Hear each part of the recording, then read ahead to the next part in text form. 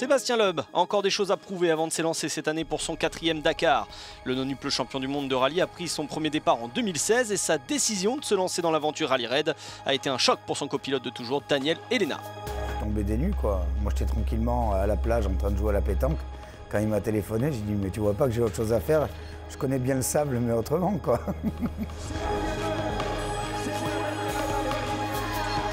C'était pas ma priorité.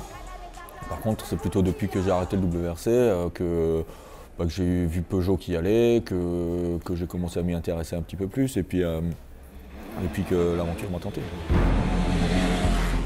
Malgré tout leur succès en rallye, Loeb et Elena ont vite découvert que le Dakar pouvait être très exigeant. Lors de leur première aventure, ils ont tout de même signé 3 victoires d'étape pour leur première année avec le team Peugeot. Ouais, j'en ai chié dans tous les sens du terme, on va dire. La première année, on a fait des tonneaux, on est resté ensablé 38 minutes pour faire 10 mètres, il faisait 48 degrés. J'ai cru que j'allais rester là ce jour-là, et quand on a tous les journalistes qui sont là, qui font les photos et qui ne peuvent pas vous aider. Sur le moment, on en chie, c'est compliqué, on passe par des moments difficiles, et puis au final, un an après, on se rappelle de belles images, de beaux paysages, d'une belle aventure. Non, mais là tu fais 10 mètres là, où il y a l'herbe. Allez, libéral.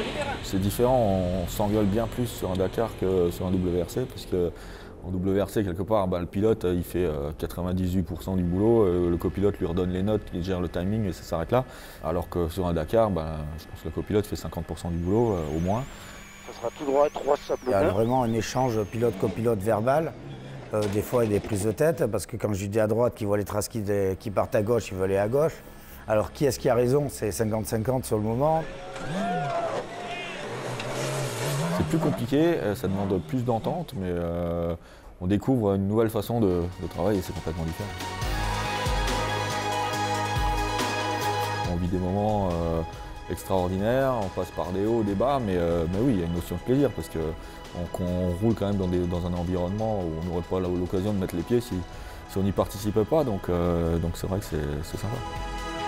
Deuxième en 2017, l'Alsacien fut contraint à l'abandon l'an passé lors de la 5e étape après un accident lors duquel Daniel Elena s'est blessé. Un petit goût d'inachevé donc pour Loeb sur le Dakar et cette année il revient avec un modèle gonflé du 3008 DKR avec lequel il a terminé 2e il y a 2 ans.